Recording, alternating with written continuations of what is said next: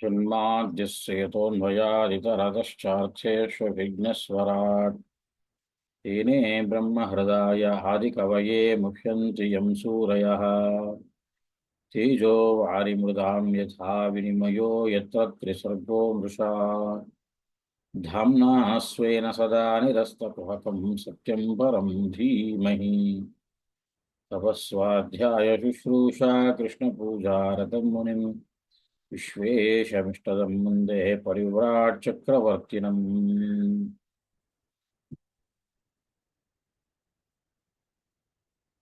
ಹಂಸ ದೇವಕಿಯನ್ನ ಸಂಹಾರ ಮಾಡಲು ಮುಂದಾಗಿದ್ದಾನೆ. ಆ ಸಂದರ್ಭದಲ್ಲಿ ವಸುದೇವ ಅವನಿಗೆ ಸಾಂತ್ವನದ ಮಾತುಗಳನ್ನು ಹೇಳ್ತಾ ಇದ್ದಾನೆ. ಅನೇಕ ವಿಧದಲ್ಲಿ ಜೀವನ ಜನನ ಮರಣಗಳು ಹೇಗೆ ನಡೆಯುತ್ತವೆ, ಯಾವುದರಲ್ಲಿಯೂ ಕೂಡ ನಮಗೆ ಸ್ವಾತಂತ್ರ್ಯ ಅನ್ನುವಂಥದ್ದಿಲ್ಲ ಮುಂತಾದ ವಿಷಯಗಳನ್ನು ನಿರೂಪಣೆಯನ್ನು ಮಾಡಿ ಪ್ರಾಯ ಅವನ ಸಾಂತ್ವನದ ಮಾತುಗಳಿಗೆ ಮುಕ್ತಾಯವನ್ನ ಈಗ ಹಾಡ್ತಾ ಇದ್ದಾನೆ. ತಸ್ಮಾನ್ನ ಕಸ್ಯಚಿದ್ರೋಹಂ ಆಚರೇತ್ ಸ ತಥಾವಿಧಃ ಆತ್ಮನಃ ಕ್ಷೇಮಮನ್ವಿಚ್ಛನ್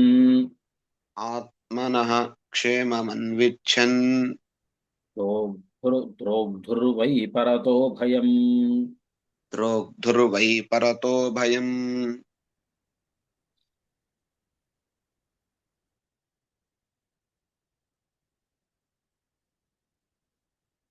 ಆಯಿತು, ಈಗೆಲ್ಲ ನಮ್ಮ ಕರ್ಮದ ಅಧೀನವಾಗಿ ಅಥವಾ ಭಗವಂತನ ಇಚ್ಛೆಯಂತೆ ಇವನಿಗೆ ಜನನ ಮರಣಾದಿಗಳು ಪ್ರತಿಯೊಬ್ಬ ಜೀವನಿಗೂ ಬರುತ್ತೆ ಅಂತ ಉಪದೇಶ ಮಾಡ್ತಾ ಇದ್ದಾನೆ. ಸರಿ, ಪ್ರಕೃತಕ್ಕೇನು ಅಂತ ಹೇಳಿದಾಗ ಈಗ ಆ ಮಾತನ್ನ ಮುಕ್ತಾಯಗೊಳಿಸ್ತಾ ಹೇಳ್ತಾ ಇದ್ದಾನೆ. ತಸ್ಮಾನ್ನ ಕಸ್ಯಚಿದ್ರೋಹಂ ಆಚರೇತ್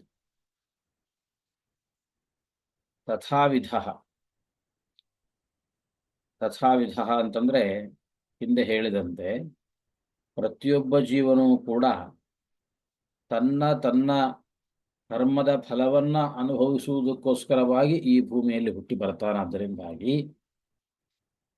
ಅಂತಹ ವ್ಯಕ್ತಿಯು ಕಸ್ಯಚಿತ್ ದ್ರೋಹಂ, ಯಾರೊಬ್ಬರಿಗೂ ಕೂಡ ಹಿಂಸೆಯನ್ನ ಮಾಡಬಾರದು. ವಿನಾಕಾರಣವಾಗಿ ಮತ್ತೊಬ್ಬರಿಗೆ ಹಿಂಸೆಯನ್ನ ಮಾಡಬಾರದು. ನಮ್ಮ ಕೆಲಸ ಏನು? ನಾವು ಬಂದಿದ್ದು ನಮ್ಮ ಪ್ರಾರಬ್ಧ ಕರ್ಮವನ್ನ ಅನುಭವಿಸುವುದಕ್ಕೋಸ್ಕರವಾಗಿ ಬಂದದ್ದು. ಹಾಗಾಗಿ ಬಂದ ಕೆಲಸವನ್ನು ಮಾಡಬೇಕೇ ಹೊರತಾಗಿ ಅದನ್ನು ಬಿಟ್ಟು ಇನ್ನೇನೇನೋ ಕೆಲಸಗಳನ್ನು ನಾನು ಮಾಡ್ತೀನಿ ಅಂದರೆ ಆಗಲ್ಲ. ಅದರಿಂದ ನ ಕಸ್ಯಚಿತ್ ದ್ರೋಹಂ ಆಚರೇತ್, ಇನ್ಯಾರಿಗೂ ಕೂಡ ನಾವು ಹಿಂಸೆಯನ್ನ ಮಾಡಬಾರದು. ಆತ್ಮನಃ ಕ್ಷೇಮಂ ಅನ್ವಿಚ್ಛನ್, ಯಾಕೆ ಮಾತನ್ನು ಹೇಳ್ತಾ ಇದ್ದಾನೆ ಅಂತಂದ್ರೆ, ನಿನಗೇನಾದ್ರೂ ಒಳ್ಳೆಯದಾಗಬೇಕು ಅಂತಿದ್ರೆ ಖಂಡಿತವಾಗಿಯೂ ಕೂಡ ಮತ್ತೊಬ್ಬರಿಗೆ ನೀನು ಹಿಂಸೆಯನ್ನ, ದ್ರೋಹವನ್ನ, ವಂಚನೆಯನ್ನ, ಮೋಸವನ್ನ ಮಾಡ್ಲಿಕ್ಕೆ ಹೋಗ್ಬೇಡ.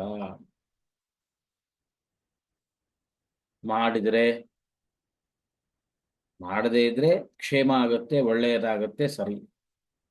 ಮಾಡಿದರೆ ಇನ್ನೊಬ್ಬರಿಗೆ ಹಿಂಸೆ ಕೊಡ್ತೀವಪ್ಪ, ತೊಂದರೆ ಆದ್ರೆ ಏನು ಮುಂದೆ? ಅದಕ್ಕೆ ಹೇಳ್ತಾರೆ ದ್ರೋಗ್ಧುಹು ಅಂದ್ರೆ ಯಾರು ದ್ರೋಹವನ್ನ ಮಾಡ್ತಾ ಇದ್ದಾನೆ, ಮತ್ತೊಬ್ಬರಿಗೆ ಯಾರಿಗೆ ವಂಚನೆಯನ್ನ ಮಾಡ್ತಾ ಇದ್ದಾನೋ ಅಂಥವನಿಗೆ ಪರತಃ ಭಯಂ, ಪರಲೋಕದಲ್ಲಿ ಅವನಿಗೆ ಖಂಡಿತ ಕಷ್ಟ ಅನ್ನುವಂತಹದ್ದು ಕಟ್ಟಿಟ್ಟ ಬುತ್ತಿ. ಅದನ್ನ ಯಾರಿಂದಲೂ ಕೂಡ ತಪ್ಪಿಸ್ಲಿಕ್ಕೆ ಆಗೋದಿಲ್ಲ. ಮುಂದಿನ ಜನ್ಮದಲ್ಲಿ ನರಕ ಮೊದಲಾಗಿರತಕ್ಕಂತಹ ಲೋಕಗಳಿಗೆ ನೀನು ಹೋಗಬಾರದು, ಅಲ್ಲಿ ಕಷ್ಟಗಳನ್ನು ಅನುಭವಿಸಬಾರದು ಅಂತಿದ್ರೆ ಖಂಡಿತವಾಗಿ ನಿನಗೆ ಕ್ಷೇಮ ಆಗಬೇಕು, ಈ ಲೋಕದಲ್ಲೂ ಪರಲೋಕದಲ್ಲೂ ಎರಡೂ ಕಡೆಯಲ್ಲೂ ಕೂಡ ನಿನಗೆ ಒಳ್ಳೆಯದಾಗಬೇಕು ಅನ್ನೋದೇನಾದರೂ ಮನಸ್ಸಲ್ಲಿ ಇದ್ರೆ ನ ದ್ರೋಹಂ ಆಚರೆ, ಇನ್ನೊಬ್ಬರಿಗೆ ಎಂದಿಗೂ ಕೂಡ ಹಿಂಸೆಯನ್ನ ಮಾಡಬೇಡ, ವಂಚನೆಯನ್ನ ಮಾಡಬೇಡ. ಏಷಾ ತವಾನುಜಾ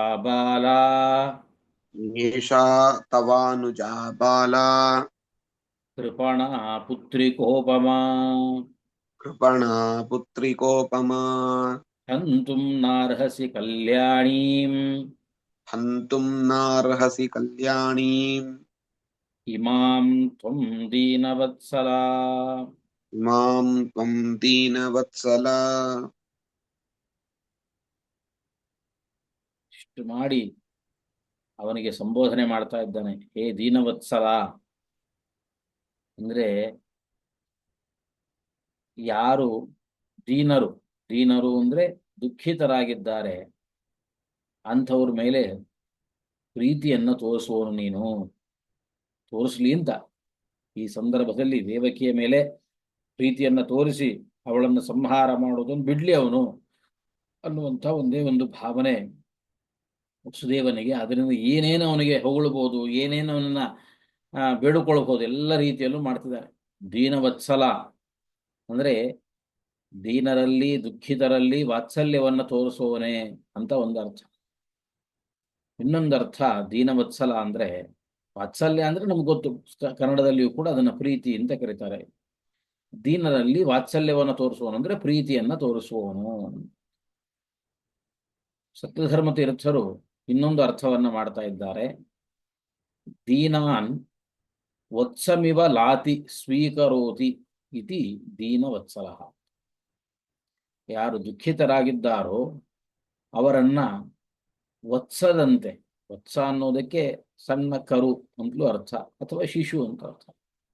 ಶಿಶುವನ್ನ, ಒಂದು ಸಣ್ಣ ಮಗು, ಪುಟ್ಟ ಮಗು, ಕಂದಮ್ಮ ಇದೆ, ಅದನ್ನ ಹೇಗೆ ಎಲ್ಲರೂ ಕೂಡ ಅದನ್ನ ತಬ್ಕೋತಾರೋ, ಅಥವಾ ಒಂದು ಕರು ಇದೆ ಅಂತಂದ್ರೆ ಎಷ್ಟು ಪ್ರೀತಿಯನ್ನ ಮಾಡ್ತಾರೋ, ಹಾಗೆ ದುಃಖಿತರು ಅಂತ ಕಂಡ್ರೆ ಅವರನ್ನ ಕರುವಿನಂತೆ ಸ್ವೀಕಾರ ಮಾಡುವವನು ನೀನು ಅಂತ ಹೀಗೆ ಅವನನ್ನ ಹೊಗಳ್ತಾ ಇದ್ದಾರೆ.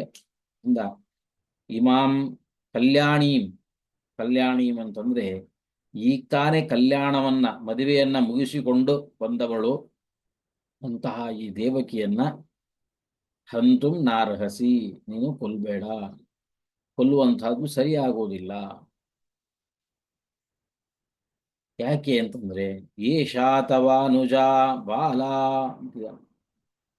ಈ ದೇವಕಿ ತವ ಅನುಜ, ಅನುಜ ಅಂತಂದ್ರೆ ತಮ್ಮ, ಅಥವಾ ಅನುಜ ಅಂತ ಸ್ವಲ್ಪ ದೀರ್ಘದಲ್ಲಿ ಹೇಳಿದ್ರೆ ತಂಗಿ ಅಂತ ನಮ್ಗೆ ಗೊತ್ತಾಗುತ್ತೆ. ಯಾಕೆ ತಮ್ಮ ತಂಗಿ ಅಂತ ಆ ಅನುಜ ಶಬ್ದದಿಂದ ಯಾಕೆ ಕರೀತಾ ಇದ್ದಾರೆ ಅಂತಂದ್ರೆ, ಅನುಜಾಯತೆ ಇತಿ ಅನುಜ. ಅನು ಅಂದ್ರೆ ಅನಂತರ, ಯಾರು ಇವರ ಅನಂತರ ಹುಟ್ಟಿರ್ತಾರೋ ಅವರನ್ನ ಅನುಜರು ಅಂತ ಕರೆಯುವಂಥ. ತನುಜ ಅಂದ್ರೇನು, ಅವರ ಶರೀರದಿಂದ ಹುಟ್ಟಿದವನು. ತನುಜ ಅಂದ್ರೆ ಮಗ ಅಂತ ಅರ್ಥ, ಅಥವಾ ತನುಜ ಅಂದ್ರೆ ಮಗಳು ಅಂತ ಅರ್ಥ. ಅನುಜ ಮತ್ತು ಅನುಜ ಅಂದ್ರೆ ಮಗ ಅಥವಾ ಮಗಳು ಅಂತ ಅರ್ಥ. ಅನುಜ ಅಂದ್ರೆ ಅನು ಅಂದ್ರೆ ಅನಂತರ ಅಂತ ಅರ್ಥ. ಅನು ಅಂದ್ರೆ ಅನಂತರ, ಪಶ್ಚಾತ್, ಜಾತ ಹುಟ್ಟಿದವಳು, ಅದರಿಂದ ತಂಗಿಯನ್ನು ಅರ್ಥ. ಏಷಾ ತವಾನುಜ, ಇವಳು ನಿನ್ನ ತಂಗಿಯವಳು. ಬಾಲ,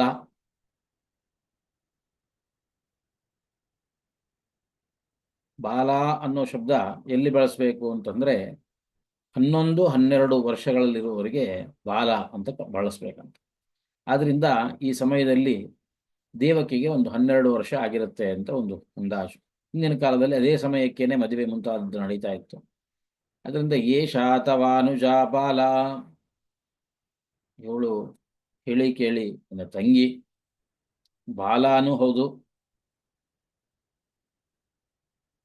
ಸಣ್ಣ ವಯಸ್ಸು, ಇನ್ನು 12 ವರ್ಷದವಳು. ಅದರಿಂದ ಕೃಪಣ, ಕೃಪಣ, ಕೃಪಣ ಅನ್ನುವಂತಹ ಶಬ್ದಕ್ಕೆ ಅರ್ಥ ಕೃಪೆಯನ್ನ ಮಾಡಲು ಅರ್ಹಳಾದವಳು ಅಂತ ಅರ್ಥ. ಅದರಂತೆ ಪುತ್ರಿ ಕೋಪಮ, ಪುತ್ರಿಕಾ ಉಪಮ,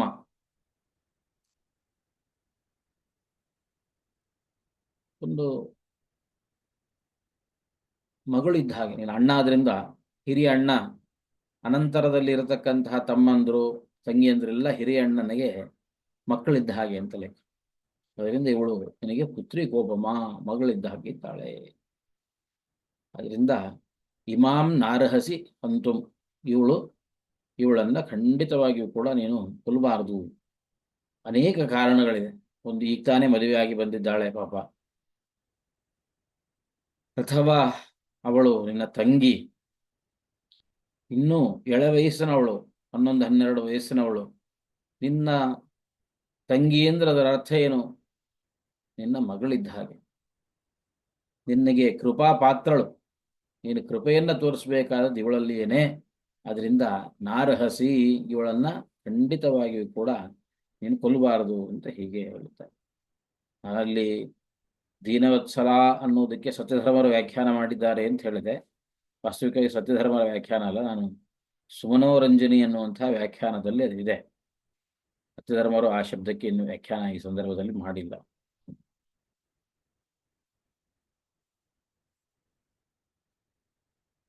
ಶ್ರೀಶುಕ ಉವಾಚ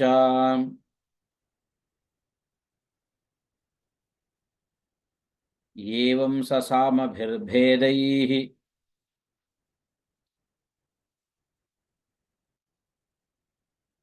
ಬೋಧ್ಯಮಾನೋಪಿ ದಾರುಣಃ ಬೋಧ್ಯಮಾನೋಪಿ ದಾರುಣಃ ನನ್ಯವರ್ತತ ಕೌರವ್ಯ ನನ್ಯರ್ತತೌರವ್ಯ ಪುರುಷಾದಾನನುವ್ರತಃ ಪುರುಷಾದಾನನವ್ರತಃ.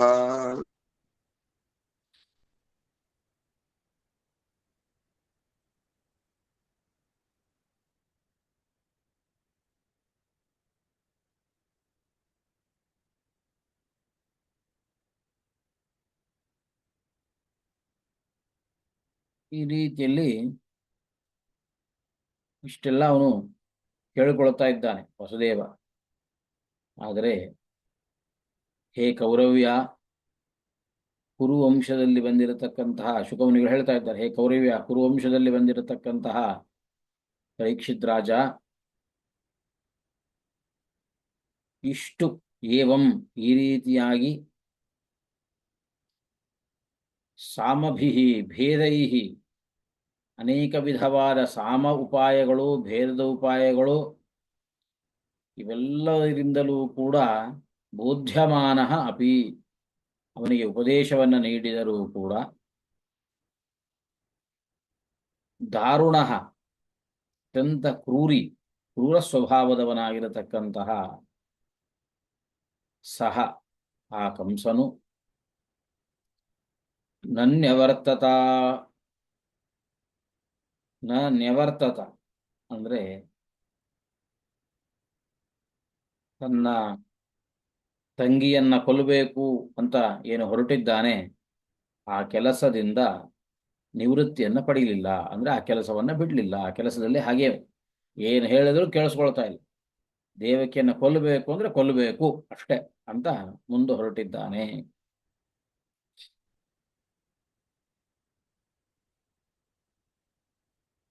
ಪಾಪ ಸ್ವಭಾವದಿಂದ ಕ್ರೂರನಾಗಿದ್ದರೂ ಕೂಡ ಕೆಲವು ಸಂದರ್ಭದಲ್ಲಿ ಸಹವಾಸ ಚೆನ್ನಾಗಿದ್ರೆ, ಜೊತೆಗಿದ್ದವರು ಚೆನ್ನಾಗಿದ್ರೆ, ಅಥವಾ ಇವನಿಗೆ ಸ್ವಲ್ಪ ಉಪದೇಶ ಮಾಡುವವರು ಕಾಲ ಕಾಲಕ್ಕೆ, ಈಗೇನೋ ವಸುದೇವ ಹೇಳ್ತಿದ್ದಾನೆ ಈಗಂತಲ್ಲ, ಒಟ್ಟು ಜೀವನದಲ್ಲಿ ಸ್ವಭಾವ ಕ್ರೂರವಾಗಿದ್ದರೂ ಕೂಡ ನಮ್ಮ ಜೊತೆ ಇರುವವರು, ಹಿರಿಯರು ಆದವರು, ಅವರು ಒಂದು ಒಳ್ಳೆ ಹಿತ ನುಡಿಗಳನ್ನು ಹೇಳ್ತಾ ಇದ್ರೆ, ಇದು ಮಾಡೋದು ತಪ್ಪು, ನೀನು ಹಿಂಗೆ ಮಾಡಬಾರದು ಅಂತ ಹೇಳ್ತಾ ಇದ್ರೆ ಮನುಷ್ಯನಲ್ಲಿ ಸಹಜವಾಗಿ ಬದಲಾವಣೆಗಳು ಅಂತ ಬರುತ್ತೆ. ಕಂಸನಿಗೆ ಹಂಗಾರು ಇರ್ಲಿಲ್ವಾ ಅಂತಂದ್ರೆ ಯಾರೂ ಇರ್ಲಿಲ್ಲ ಅಂತ. ಯಾಕೆಂದ್ರೆ ಅವನು ಪುರುಷಾದಾನ್ ಅನುವ್ರತಃ, ಪುರುಷಾದರು ಅಂದ್ರೆ ರಾಕ್ಷಸರು, ಯಾವಾಗ್ಲೂ ಕೂಡ ರಾಕ್ಷಸರನ್ನೇ ಅನುಸರಿಸಿಕೊಂಡಿದ್ದವರು. ಅದರಿಂದ ಒಂದು ನಮ್ಮ ವಾತಾವರಣ ಹೇಗಿರುತ್ತೆ, ನಮ್ಮ ಸಹಜವಾದ ಸ್ವಭಾವ ಕ್ರೂರವಾಗಿದ್ರೂ ಕೂಡ ಸ್ವಲ್ಪ ವಾತಾವರಣ ಬದಲಾದಾಗ ಸಹಜವಾಗಿ ಅವನಲ್ಲೂ ಕೂಡ ಒಂದು ಬದಲಾವಣೆ ಅನ್ನುವಂಥದ್ದು ಬರುತ್ತೆ. ಆದರೆ ಇದು ಹಾಗಲ್ಲ. ಇವನು ಪುರುಷಾದಾನ್ ಅಂದ್ರೆ ರಾಕ್ಷಸರನ್ನು ಅನುವ್ರತಃ ಅನುಸರಿಸಿ ಇದ್ದವನು. ಹೆಂಗಿದು ಪುರುಷಾದಾನ್? ಪುರುಷಾದರು ಅಂದ್ರೆ ರಾಕ್ಷಸರು ಯಾಕಾಗ್ತಾರೆ ಅಂತಂದ್ರೆ, ಪುರುಷಾನ್ ಅದಂತಿ ಅಂದ್ರೆ ಮನುಷ್ಯರನ್ನೇ ತಿಂದು ಬದುಕುವರು. ಮನುಷ್ಯರನ್ನೇ ತಿಂದು ಬದುಕತಕ್ಕಂಥವರು ರಾಕ್ಷಸರು. ಅಂತಹ ರಾಕ್ಷಸರನ್ನ ಯಾವಾಗಲೂ ಕೂಡ ಸಹವಾಸದಲ್ಲಿದ್ದು ಅವರನ್ನೇ ಅನುಸರಿಸ್ತಾ ಇರತಕ್ಕಂತಹ ಕಂಸ ದೇವಕಿಯನ್ನ ಹೆಂಗ್ ಬಿಟ್ಟ? ಆದ್ರಿಂದ ಆ ಅಭಿಪ್ರಾಯ ಪುರುಷಾದಾನ್ ಅನುವ್ರತಃ ಅನ್ನುವಂತಹ ಮಾತಿನ ಅಭಿಪ್ರಾಯ ಸ್ವಭಾವ ಒಂದು ಕ್ರೂರ, ಅದನ್ನು ಹೇಳಿದ್ರು ದಾರುಣ ಅಂತ. ಇನ್ನೊಂದು ಸಹವಾಸವು ಎಷ್ಟು ಚೆನ್ನಾಗಿತ್ತು ಅವನದ್ದು ಪಾಪ ಜೀವನದಲ್ಲಿ, ಯಾವಾಗಲೂ ಕೂಡ ರಾಕ್ಷಸರನ್ನೇ ಅನುಸರಿಸಿಕೊಂಡಿದ್ದ. ಆದ್ರಿಂದಾಗಿ ಎರಡೂ ಸೇರಿದೆ. ಸಾಧಾರಣವಾಗಿ ಸಹವಾಸದಿಂದ ಸ್ವಭಾವವೂ ಕೂಡ ಬದಲಾಗುತ್ತೆ. ಯಾವುದೊಂದು ಸಿಂಹದ ಮರಿ, ಆ ತಾಯಿ ಸಿಂಹದ ಮರಿಯನ್ನ ಹಡಿದು ಸತ್ತೋಗ್ಬಿಡ್ತು. ದಾರಿಯಲ್ಲಿ ಹೋಗ್ತಾ ಇರುವಂಥ ಒಬ್ಬ ಗೋಪಾಲಕ ಪಾಪ ಪುಟ್ಟ ಮರಿ, ಸಿಂಹದ ಮರಿ, ಅದನ್ನು ಹಂಗೆ ಬಿಡಬೇಕು ಅಂತ ಅವನಿಗೆ ಮನಸ್ಸಾಗ್ಲಿಲ್ಲ. ಸರಿ, ಇದನ್ನು ಪೋಷಣೆ ಮಾಡೋಣ ಅಂತ ಮನೆಗೆ ಕರ್ಕೊಂಡು ಬಂದ. ಮನೆಗೆ ಕರ್ಕೊಂಡು ಬಂದು ತಾನು ಕುರಿಗಳನ್ನ ಕಾಯೋನಲ್ಲ, ಸರಿ ಕುರಿಗಳ ಮಧ್ಯೆಲ್ಲೇ ಇದು ಇರುತ್ತೆ, ಬೆಳೆಯುತ್ತೆ ಅಂತ ಹೇಳಿ ಅದನ್ನ ಬೆಳೆಸೋಕೆ ಶುರು ಮಾಡು. ಇದು ಸಿಂಹ, ವಾಸ್ತವಿಕ ಸ್ವಭಾವತಃ ಸಿಂಹ. ಅದು ಅವನು ಬೆಳೆಸಿದ್ದು ಕುರಿಗಳ ಮಧ್ಯದಲ್ಲಿ ಬೆಳೆಸಿದ್ದು. ಆಶ್ಚರ್ಯ ಆಗುತ್ತೆ, ಸ್ವಭಾವತಃ ಅದು ಸಿಂಹವಾಗಿದ್ದರೂ ಕೂಡ ಕುರಿಗಳ ಮಧ್ಯದಲ್ಲಿ ಕುರಿಯಂತೆಯೇ ಬೆಳೀತಾ ಇದೆ. ಕುರಿಗಳ ಸ್ವಭಾವ ಏನು ಹೇಳಿ, ಒಂದು ಕುರಿ ಹೋಯಿತು ಅಂತಂದ್ರೆ ಆ ಕುರಿ ಹೆಂಗ್ ಹೋದ್ರೂ ಅದನ್ನ ಅನುಸರಿಸ್ಕೊಂಡು ಉಳಿದ ಕುರಿಗಳು ಹೋಗ್ತಿರ್ತವೆ, ಅವುಗಳು ಯೋಚನೆ ಮಾಡಲ್ಲ. ಒಂದು ಕುರಿ ಹೋಗಿ ಹಳ್ಳಕ್ಕೆ ಬಿದ್ದರೆ ಉಳಿದೆಲ್ಲ ಕುರಿಗಳು ಹೋಗಿ ಹಳ್ಳಕ್ಕೆ ಬೀಳೋದು. ಅಯ್ಯೋ ಅದಕ್ಕೂ ಅದೊಂದು ಹೋಗಿ ಹಳ್ಳಕ್ಕೆ ಬಿತ್ತು, ನಾವೊಂಚೂರು ವಿಚಾರ ಮಾಡಬೇಕಲ್ಲ, ಮಾಡುವ ಸ್ವಭಾವ ಅಲ್ಲ. ಹಾಗೆ ಈ ಸಿಂಹ ತಾನು ಕುರಿಗಳ ತನ್ನ ಸ್ವಭಾವ, ಸಹಜ ಸ್ವಭಾವ, ಇವುಗಳನ್ನೆಲ್ಲ ತಿಂದು ಬದುಕ್ತಕ್ಕಂತಹ ಕ್ರೂರ ಸ್ವಭಾವ ಅದು, ಈ ಕುರಿಗಳನ್ನೆಲ್ಲ. ಆದರೆ ತಾನು ಕೂಡ ಹುಲ್ಲನ್ನ ತಿಂತ ಕುರಿಗಳಂತೆ ಬೆಳೀತಾ ಇದೆ. ಇದನ್ನ ಯಾವುದೋ ಒಂದು ಸ್ವಲ್ಪ ದಿವಸ ಆದ್ಮೇಲೆ, ಇಷ್ಟೇ ವರ್ಷಗಳಾದ್ಮೇಲೆ ಅದು ಬೆಳೀತಾ ದೊಡ್ಡದಾದ್ಮೇಲೆ ಇನ್ನೊಂದು ಯಾವುದೋ ಒಂದು ತುಂಬಾ ದೊಡ್ಡದು ಸಿಂಹ ಅದನ್ನ ನೋಡುತ್ತೆ. ಅರೆ ಇದೇನಿದು, ನಮ್ಮ ಜಾತಿಯ ಸಿಂಹ, ಇದು ನೋಡಿದ್ರೆ ಕುರಿಗಳ ಮಧ್ಯದಲ್ಲಿ ಕುರಿಗಳು ಹೋದಂಗೆ ಹೋಗ್ತಾ ಇದೆಯಲ್ಲಪ್ಪ, ಏನ್ ಕಥೆ ಇದು? ದಿವಸ ಪಕ್ಕಕ್ಕೆ ಕರೆದು, ಏನೇನು ಕುರಿಗಳ ಮಧ್ಯದಲ್ಲಿ ಇದೆಯಲ್ಲ? ಅದು ಹೇಳುತ್ತೆ, ನಾನು ಕುರಿನೇ ಅಲ್ವಾ, ನಾನು ಕುರಿಗಳ ಮಧ್ಯದಲ್ಲಿ ನಿಂಗೆ ಇನ್ನೆಲ್ಲಿರಲಿ. ಆವಾಗ ಆ ಸಿಂಹ, ದೊಡ್ಡ ಸಿಂಹ, ಅದನ್ನ ಕರ್ಕೊಂಡು ಒಂದು ಬಾವಿ ಹತ್ರ ಕರ್ಕೊಂಡು, ಬಾವಿಯಲ್ಲಿ ನೋಡು ಅಂತ ತೋರಿಸುತ್ತೆ. ನೋಡಿದಾಗ, ನೋಡು ನೀನು ಅವುಗಳ ಥರ ಇದೆಯಾ, ನೀನು ನೋಡು ಅಂತ. ಅಲ್ಲ, ನಾನು ಬೇರೆ ಥರ ಇದ್ದೀನಿ. ಅಲ್ವಾ? ಅದರಿಂದ ನಿನ್ನ ಸ್ವಭಾವ ಇದಲ್ಲ. ನೀನು ಆ ಕುರಿಗಳ ಮಧ್ಯದಲ್ಲೇ ಇದ್ದು ಇದ್ದು ಇದ್ದು ನಿನ್ನ ಸ್ವಭಾವವನ್ನು ನೀನು ಮರೆತು ಬಿಟ್ಟಿದ್ದಿ. ನಿನ್ನ ಸ್ವಭಾವ ಅದಲ್ಲ, ನಿನ್ನ ಸ್ವಭಾವ ಬೇರೆಯೇ ಇದೆ, ನೀನು ಪ್ರತ್ಯೇಕ ಅಂತ ಹೇಳಿ ಉಪದೇಶ ಕೊಟ್ಟ ಮೇಲೆ ಮತ್ತೆ ಆ ಸಿಂಹ ಕ್ರೂರವಾಯಿತಂತೆ. ಎಂತಹ ಕ್ರೂರವಾದ ಸಿಂಹವನ್ನು ಕೂಡ ನಾವು ಕುರಿಗಳ ಮಧ್ಯದಲ್ಲಿ ಬೆಳೆಸಿದ್ರೆ ಅದು ಕುರಿ ಆಗುತ್ತೆ ಅಂತ ಒಂದು ಮಾತು. ಆದ್ರೆ ಇದು ಹಾಗಲ್ಲ. ಕಂಸನು ಸಹಜವಾಗಿ ದಾರುಣ ಕ್ರೂರ ಸ್ವಭಾವದವನು, ಅದರ ಜೊತೆಗೆ ಅವನು ಯಾವಾಗಲೂ ಕೂಡ ಅನುಸರಿಸಿಕೊಂಡು ಇದ್ದದ್ದು ರಾಕ್ಷಸರನ್ನೇ. ಅದರಿಂದ ರಾಕ್ಷಸ ಸ್ವಭಾವ ಇಲ್ಲದೆ ಮತ್ಯಾವ ಸ್ವಭಾವ ಕೂಡ ಅವನಿಗೆ ಬರಲಿಕ್ಕೆ ಸಾಧ್ಯ ಇಲ್ಲ. ನಿರ್ಬಂಧಂ ತಸ್ಯ ತಂ ಜ್ಞಾತ್ವಾ ನಿರ್ಬಂಧಂ ತಸ್ಯ ತಂ ಜ್ಞಾತ್ವಾ ಚಿಂತ್ಯಾನಕದುಂದುಭಿಃ ಚಿಂತ್ಯಾನಕದುಂದುಭಿಃ ಪ್ರಾಪ್ತಕಾಲಂ ಪ್ರತಿವ್ಯೋಢುಂ ಪ್ರಾಪ್ತಕಾಲಂ ಪ್ರತಿವ್ಯೋಢುಂ ಇದಂ ತತ್ರಾನ್ವಪದ್ಯತ. ಇದಂ ತತ್ರಾನ್ವಪದ್ಯತ.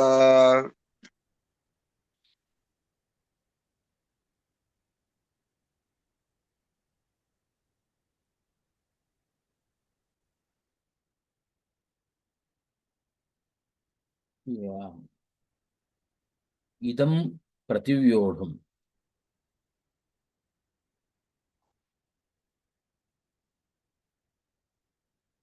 ದೇವಕಿಗೆ ಮರಣ ಅನ್ನುವಂಥದ್ದು ಈಗ ತಪ್ಪಿದ್ದಲ್ಲ ಅಂತ ವಸುದೇವನಿಗೆ ಅರ್ಥ ಆಯ್ತು. ಆದರೆ ಈ ಮರಣ ಇದು ಶಾಸ್ತ್ರೀಯವಾದ ಮರಣ ಅಲ್ಲ, ಇದು ಅಕಾಲ ಮರಣ, ಇದು ಆಗ್ಬಾರ್ದು. ಎಲ್ಲರೂ ಕೂಡ ಎಷ್ಟೋ ಜನ ಆತ್ಮಹತ್ಯೆ ಮುಂತಾದವುಗಳಿಗೆ ಪ್ರವೃತ್ತಿಯನ್ನು ಮಾಡ್ತಿರ್ತಾರೆ. ನಾ ಸತ್ತು ಹೋಗ್ತೀನಿ ಮಾಡಬಾರ್ದು. ಯಾಕೆಂದ್ರೆ ಭಗವಂತ ನಮಗೆ ಏನು ಆಯುಷ್ಯವನ್ನ ಕೊಟ್ಟಿದ್ದಾನೋ ಅದನ್ನು ಅನುಭವಿಸ್ಬೇಕಷ್ಟೆ, ಬೇರೆ ಮಾರ್ಗ ಇಲ್ಲ. ಅಶಾಸ್ತ್ರೀಯವಾದಂತಹ ರೀತಿಯಲ್ಲಿ ಮರಣ ಅನ್ನುವಂಥದ್ದು ಯಾರಿಗೂ ಕೂಡ ಯೋಗ್ಯವಾಗುತ್ತದೆ.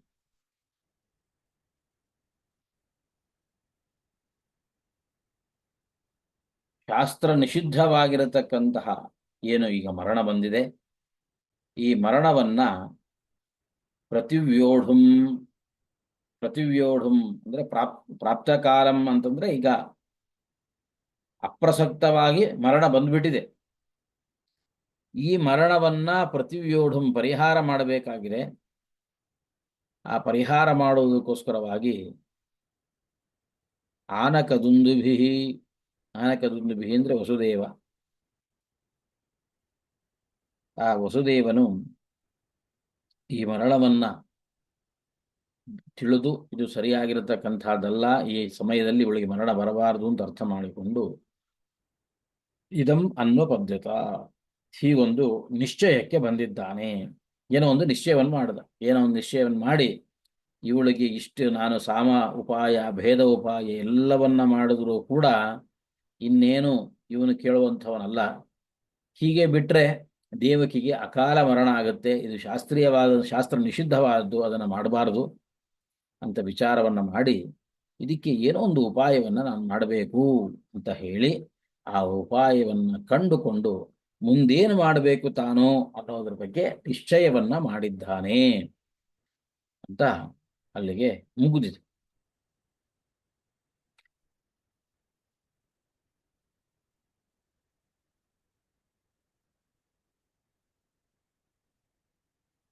ಇದೊಂದು ಶ್ಲೋಕ ನೋಡಿ ಮುಗಿಸುವ. ಮೃತ್ಯುರ್ಬುದ್ಧಿಮತಾಪೋಹ್ಯೋ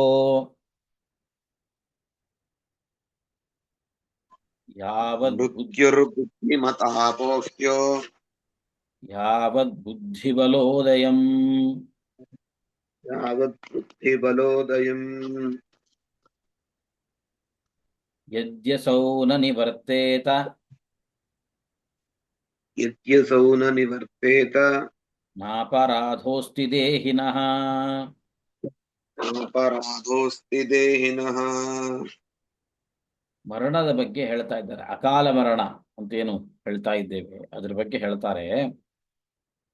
ಯಾವತ್ ಬುದ್ಧಿ ಬಲೋದಯಂ, ಎಲ್ಲಿಯವರೆಗೆ ನಮಗೆ ಬುದ್ಧಿಶಕ್ತಿ ಇದೆಯೋ, ಬುದ್ಧಿಬಲ ಅಂದ್ರೆ ಬುದ್ಧಿಶಕ್ತಿ, ಎಲ್ಲಿಯವರೆಗೆ ಮನುಷ್ಯನಿಗೆ ಬುದ್ಧಿಶಕ್ತಿ ಅನ್ನೋದಿರುತ್ತೋ ಅಲ್ಲಿಯವರೆಗೆ ಬುದ್ಧಿಮತ, ಸ್ವಲ್ಪ ಬುದ್ಧಿ ಇರತಕ್ಕಂಥ ವ್ಯಕ್ತಿಯು ಏನ್ ಮಾಡಬೇಕು? ಮೃತ್ಯು ಅಪೋಹ್ಯ, ತನ್ನ ಬುದ್ಧಿಶಕ್ತಿಯನ್ನ ಬಳಸಿ ಅಕಾಲಿಕವಾಗಿ ಬರತಕ್ಕಂತಹ ಮೃತ್ಯುವನ್ನ ತಾನು ಪರಿಹಾರ ಮಾಡ್ಕೊಳ್ಬೇಕು. ಹೇಗೂ ಸಾವು ನಿಶ್ಚಿತ ಅಲ್ವಾ, ಯಾವುದೋ ಒಂದು ಬಸ್ ಬರ್ತಾ ಇದೆ, ಬಂದ್ರೆ ಬರಲಿ ಭಗವದ್ ಇಚ್ಛೆ ಅಲ್ಲ. ಅದೊಂದು ಬಸ್ ಬರ್ತಾ ಇದೆ, ನಮಗೆ ಬಡಿತಾ ಇದೆ, ಸಾಯೋ ಸ್ಥಿತಿ ಇದೆ, ಅಯ್ಯೋ ಹೇಗೂ ದೇವರ ಇಚ್ಛೆ ಇದೆ, ಮರಣ ಅನ್ನುವಂತಹದ್ದು ಕಟ್ಟಿಟ್ಟ ಬುದ್ಧಿ, ನಾನು ಸಾಯ್ತೀನಿ ಆಯ್ತು ಅಂತನ್ಬಾರ್ದು. ಎಷ್ಟು ಸಾಧ್ಯವೋ ಅಷ್ಟು ತಾನು ತನ್ನ ಬುದ್ಧಿಶಕ್ತಿಯನ್ನ ಬಳಸಿ ಈ ಅಕಾಲಿಕವಾಗಿರತಕ್ಕಂಥ ಮರಣಗಳಿಂದ ತಾನು ಉಳಿಯುವಂತಹ ಪ್ರಯತ್ನವನ್ನ ಮಾಡಲೇಬೇಕು. ಮೃತ್ಯು ಅಪೋಹ್ಯ, ಆ ಮೃತ್ಯುವನ್ನ ಪರಿಹಾರ ಮಾಡಿಕೊ. ಇಷ್ಟು ಪ್ರಯತ್ನವನ್ನ ಮಾಡಿದ್ರೂ ಕೂಡ ಯದ್ಯಸೌನ ನಿವರ್ತೇತ, ಒಂದು ವೇಳೆ ಆ ಮೃತ್ಯುವನ್ನ ಪರಿಹಾರ ಮಾಡಿಕೊಳ್ಳಿಕ್ಕೆ ಸಾಧ್ಯವೇ ಆಗಿಲ್ಲ ಅಂತಂದರೆ ಆವಾಗ ಇದು ಮನುಷ್ಯನಿಗೆ ಅಂತಹ ದೊಡ್ಡ ಅಪರಾಧ, ಪಾಪಕ್ಕೆ ಕಾರಣ ಅಂತ ಅನಿಸೋದಿಲ್ಲ. ಇಲ್ಲ ಅಂದ್ರೆ ನಾವು ಆ ಮೃತ್ಯು ಬಂದಾಗ ಮೃತ್ಯುವನ್ನ ಪರಿಹಾರ ಮಾಡಿಕೊಳ್ಳಿಕ್ಕೆ ನಾವು ಪ್ರಯತ್ನವನ್ನು ಪಡ್ತಾ ಇಲ್ಲ ಅಂತಂದ್ರೆ ಅದಕ್ಕರ್ಥ ನಾವು ಪಾಪಕ್ಕೆ ಭಾಗಿಯಾಗ್ತಾ ಇದ್ದೀವಿ ಅಂತ ಅರ್ಥ. ಅದರಿಂದ ಅವಶ್ಯವಾಗಿ ಪ್ರಯತ್ನ ಪಡಲೇಬೇಕು. ಇಷ್ಟು ಪ್ರಯತ್ನವನ್ನ ಪಟ್ಟಾಗಲೂ ಕೂಡ ಯಾರೊಬ್ಬ ವ್ಯಕ್ತಿ, ಈಗ ಮನೆಯಲ್ಲೇ ಯಾರೊಬ್ಬರು ಹಿರಿಯರಿದ್ದಾರೆ ಅಂತ ಇಟ್ಕೊಳ್ಳೋಣ, ಅವರಿಗೇನೊಂದು ರೋಗ ಬಂದಿದೆ, ನಾವೇನ್ ಮಾಡ್ತೀವಿ? ಆದಷ್ಟು ಅವರನ್ನು ಉಳಿಸ್ಕೊಳ್ಬೇಕು ಅಂತ ಏನೇನು ಪ್ರಯತ್ನಗಳನ್ನ ಮಾಡ್ಲಿಕ್ಕೆ ಸಾಧ್ಯವೋ ಅದೆಲ್ಲ ಪ್ರಯತ್ನಗಳನ್ನು ಮಾಡ್ತೀವಿ. ಮಾಡದೇ ಇದ್ರೆ ಅದು ಪಾಪಕ್ಕೆ ಕಾರಣ. ಆಯ್ತಪ್ಪ ಇಷ್ಟು ಪ್ರಯತ್ನ ಪಟ್ವಿ ಆದರೂ ಅವ್ರು ಉಳಿಲಿಲ್ಲ ಅಂದರೆ ನಮ್ಮ ತಪ್ಪಲ್ಲ. ಅಥವಾ ತಾನಾದರೂ ಒಬ್ಬ ಮನುಷ್ಯ ತನ್ನ ಮರಣ ಬಂದಿದೆ ಅಂತಂದರೆ ಮರಣ ಪರಿಹಾರಕ್ಕೋಸ್ಕರ ತಾನು ಏನೇನು ಪ್ರಯತ್ನ ಪಡಬೇಕು ತನ್ನ ಬುದ್ಧಿಯನ್ನು ಬಳಸಿ ಅದೆಲ್ಲ ಪ್ರಯತ್ನವನ್ನು ತಾನು ಪಡಲೇಬೇಕು. ಇಷ್ಟು ಮಾಡಿದರೂ ಕೂಡ ಮೃತ್ಯುವಿನಿಂದ ತಪ್ಪಿಸ್ಕೊಳ್ಳಿಕ್ಕಾಗಿಲ್ಲ ಅಂದರೆ ಮಾತ್ರ ನ ಅಪರಾಧ ಅಸ್ತಿ ದೇಹಿನಃ, ಆವಾಗ ಮಾತ್ರ ಮನುಷ್ಯನಿಗೆ ಅದು ಪಾಪ ಅಂತ ಅನಿಸ್ಕೊಳ್ಳೋಲ್ಲ. ಅಂದ್ರೆ ಅರ್ಥ, ನಾವು ಪರಿಹಾರ ಮಾಡಿಕೊಳ್ಳಿಕ್ಕೆ ಪ್ರಯತ್ನ ಪಡದೇ ಇದ್ರೆ ಖಂಡಿತವಾಗಿಯೂ ಕೂಡ ಅದು ನಮ್ಮ ಪಾಪಕ್ಕೆ ಕಾರಣವಾಗುತ್ತೆ ಅನ್ನುವಂಥ ಅಭಿಪ್ರಾಯ. ಆದ್ರಿಂದ ಯಾಕೆ ವಸುದೇವ ಚಿಂತೆಯನ್ನ ಮಾಡ್ತಿದ್ದಾನೆ ಅಂತಂದ್ರೆ, ದೇವಕಿಯ ಸಂಹಾರ, ದೇವಕಿಯ ಕೊಲೆ ಆಗ್ಬಾರ್ದು ಈ ಸಂದರ್ಭದಲ್ಲಿ. ಯಾಕೆ ವಿಚಾರ ಮಾಡ್ತಿದ್ದಾನೆ ಅಂದ್ರೆ ಈ ಕಾರಣದಿಂದ, ಇದು ಅಕಾಲ ಮರಣ. ಆದಷ್ಟು ಮರಣದಿಂದ ಹೇಗೆ ಪರಿಹಾರ ಮಾಡ್ಕೋಬೇಕು, ತಪ್ಪಿಸ್ಕೊಳ್ಬೇಕು ಹೇಗೆ ಅಂತ ತನ್ನ ಬುದ್ಧಿಶಕ್ತಿ ಎಷ್ಟಿದೆಯೋ ಅಷ್ಟು ಬುದ್ಧಿಶಕ್ತಿಯನ್ನು ಬಳಸಿ ಮನುಷ್ಯ ಪ್ರಯತ್ನ ಮಾಡಬೇಕು ಅನ್ನೋದು ಧರ್ಮಶಾಸ್ತ್ರ. ಅದರ ಆಧಾರದಲ್ಲಿ ವಸುದೇವ ಈ ಮಾತನ್ನ ಹೇಳ್ತಾ ಇದ್ದಾನೆ. ಮುಂದೆ ಮತ್ತೆ ನಾವು ಇಲ್ಲಿಗೆ ನಿಲ್ಲಿಸ್ಕೊಳ್ಳೋಣ. ಹರಯೇ ನಮಃ. ಶ್ರೀಕೃಷ್ಣಾರ್ಪಣಮಸ್ತು.